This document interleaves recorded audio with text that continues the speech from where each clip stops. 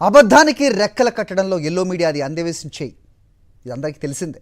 గోవెల్స్ వారసుడైన చంద్రబాబుకు జాకీలు పెట్టడమే పచ్చ మీడియా పని. అది నిత్యం చేస్తుంటారు 24/7. నిజాన్ని అబద్ధంగా, అబద్ధాన్ని నిజంగా జనాన్ని నమ్మించడంలో ఈ ఎల్లో మీడియా, చంద్రబాబు సిద్ధహస్తులు. కొత్తగా వీళ్ళిద్దరూ కలిసి ఓర్వకల్లు ఎయిర్పోర్ట్ విషయంలో ఆడిన డ్రామాలు మామూలువి కాదు. మరీ ఇంత దిగజారాలా అంటూ ప్రజలే చీకొట్టేలా చేశారు. ఇంతకీ ఈ ఎయిర్పోర్ట్ కహాని ఏంటంటే, వాట్స్ దిస్? నిజం చెప్పులు తొడిగేలోపు అబద్ధం ప్రపంచమంతా తిరిగి వస్తుందన్నది సామెత. కానీ చంద్రబాబు లాంటి వ్యక్తులను చూసిన తర్వాత ప్రపంచమే కాదు, మొత్తం విశ్వమంతా ఆ అబద్ధం తిరిగి వస్తుందని అనేక సార్లు రుజువైంది కూడా. ఒకవేళ గోబెల్స్ గాని బతికి ఉంటే ఎల్లో మీడియా చంద్రబాబు దగ్గరికి నోట్స్ పట్టుకుని వచ్చేసేవాడేమో టిప్స్ చెప్పమని. అవును, మరి వీరు చేసే గోబెల్స్ ప్రచారం అలాంటిది. మరి నిన్నటి వరకు వైఎస్ జగన్ హయాంలో వచ్చిన కంపెనీలను తామే తెచ్చినట్లుగా బిల్డప్ ఇచ్చిన చంద్రబాబు ఇప్పుడు జగన్ మరో క్రెడిట్ ని తన ఖాతాలో వేసుకోవడానికి ప్లాన్ రెడీ చేసుకున్నారు. ఈ ప్లాన్ కి ఎల్లో మీడియా జాకీలు వేయడం కూడా స్టార్ట్ చేసేసింది. దిక్కు మొక్కు లేని ఓ సంఘం వారు సీఎం చంద్రబాబును కలిసి ఓర్వకల్లు ఎయిర్పోర్టుకు ఉయ్యాలవాడ పేరును పెట్టాలని కోరారు. గతంలో వైఎస్ జగన్ హామీ ఇచ్చి ఆ తర్వాత వదిలేశారని, మీరైనా ఉయ్యాలవాడ పేరును ఎయిర్పోర్టుకు పెట్టండని అడిగినట్లు, దానికి సీఎం చంద్రబాబు పరిశీలిస్తానని చెప్పినట్లుగా ఈనాడులో తాటికాయంత అక్షరాలతో ఓ వార్త వేసింది. దీన్ని చూసిన రాష్ట్ర ప్రజలు బిత్తరపోయారు.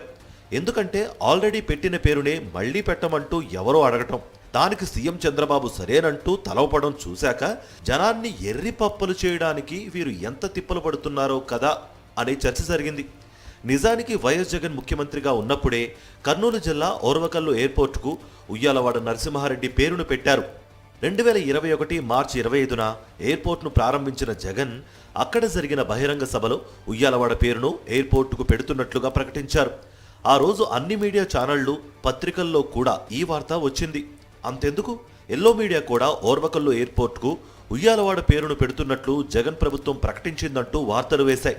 4 ఏళ్లు అయింది కాబట్టి జనం మర్చిపోయి ఉంటారని వారు అనుకున్నారో, లేదా జనం చెవిలో పెద్ద కాలీఫ్లవర్ పెట్టాలనుకున్నారో, కానీ పచ్చి అబద్ధాన్ని పబ్లిక్గానే చెప్పేశారు. వాస్తవానికి వైఎస్ జగన్ ఓర్వకల్లు ఎయిర్పోర్టుకు ఉయ్యాలవాడ నరసింహారెడ్డి పేరును పెట్టడాన్ని అప్పట్లో దీని మీద సినీ నటుడు చిరంజీవి కూడా మెచ్చుకున్నారు. ఈ మేరకు ఓ ట్వీట్ను కూడా పెట్టారాయన. ఇదంతా ప్రపంచమంతా తెలుసు. కానీ ఓ సంఘం పేరు చెప్పుకుని దిక్కు మొక్కు లేని కొందరు వ్యక్తులు చంద్రబాబును కలవడం, దాన్ని ఎల్లో మీడియా తాటికాయంత అక్షరాలతో అచ్చేయడంపై వైఎస్ఆర్సీపీ మండిపడింది. ఈనాడు సంస్థ రాష్ట్ర ప్రజలకు క్షమాపణలు చెప్పాలని వైఎస్ఆర్సీపీ అధికార ప్రతినిధి పుత్తా శివశంకర్ రెడ్డి డిమాండ్ చేశారు. వారి న్యూస్ ఛానల్లోనే, ప్రైమ్ టైం న్యూస్లోనే, ఈటీవీలో వార్త ప్రచురిస్తూ స్వాతంత్ర సమరయోధుడు ఉయ్యాలవాడ నరసింహారెడ్డి గారి పేరుని కర్నూలు జిల్లా ఎయిర్పోర్టుకి పెడుతూ రాయలసీమ ప్రజల జేజేల మధ్య అనౌన్స్ చేశారు.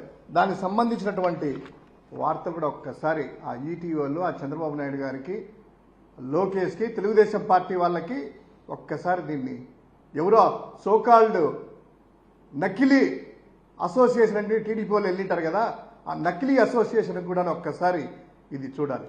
అధికారంలోకి వచ్చి 9 నెలలవుతున్నా ఇంతవరకు ప్రజలకు మేలు చేసే ఒక్క కార్యక్రమాన్ని కూడా చేపట్టిన చంద్రబాబు సర్కారు పబ్లిసిటీని మాత్రం పీక్ లెవెల్లోకి తీసుకువెళ్ళింది. అరచేతిలో వైకుంఠం చూపిస్తూ జనాన్ని మోసం చేస్తూ మభ్యపెడుతున్నారు. అందులో భాగమే ఓర్వకల్లు ఎయిర్పోర్టుకు ఉయ్యాలవాడ నరసింహారెడ్డి పేరు వ్యవహారం అంటూ ఏపీ ప్రజలు పక్కున నవ్వుకుంటున్నారు.